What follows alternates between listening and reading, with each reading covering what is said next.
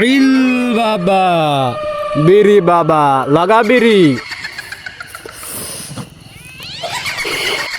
জানিস বন্ধু, আমাদের এক আম বাগানে এক বিড়ি বাবার আগমন ঘটেছে। সে শুধু গভীর রাতেই দেখা দেয়। চল আমরা এই গভীর রাতে তার সাথে দেখা করে আসি। সে খুবই অন্তর্যামী। বন্ধু, তাইলে তো তার সাথে দেখা করাই যায়, অন্তরের কথা তার কাছে জানাই যায়। তাহলে চল বন্ধু, দেখা করেই আসি সেই বাবার সাথে গভীর রাত্রে। চল বন্ধু, ওই দেখ সেই বিড়ি বাবা, তাড়াতাড়ি চল তার সাথে দেখা করে আসি।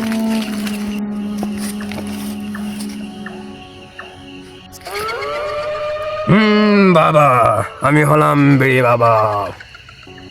বাবা, আপনি বলো অন্তর্যামী, আপনার কাছে আসলাম আমরা অন্তরের খবর নিতে। বিড়ি বাবা, বস্য তোরা ঠিক জায়গায় এসেছিস। এসেই যতক্ষণ পড়েছিস, এই নে দুটো বিড়ি খা। বিড়ি খেয়ে মনটা ঠান্ডা কর।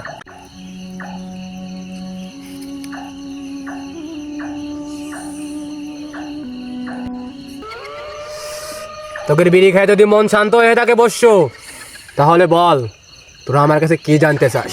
বাবা, আপনি তো অন্তর্যামী, আমার অন্তরের খবরটা আপনি কোন তো। বস্য, আমি তো অন্তর্যামী। তাহলে শোন আমার অন্তরের কথা। তোর নাম ছাঞ্চু, ওর নাম জামাল, ও তোর বন্ধু। ঠিক বলছি তো বস্য? বন্ধু, বাবা তো আসলেই অন্তর্যামী, বাবার কাছে আরো কিছু জানতে হবে, চলো জানি। বাবা, আসলেই তো আপনি অন্তরের খবর জানেন। বলেন তো আমার কয়টা ছেলে?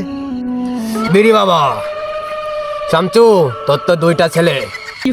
আরে বাবা তো ভুল কইছে, আমার তো তিনটে ছেলে। বাবা তো ভুল কইছে।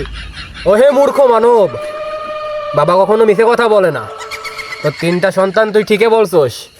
তোর দুইটা, তোর বন্ধুর একটা।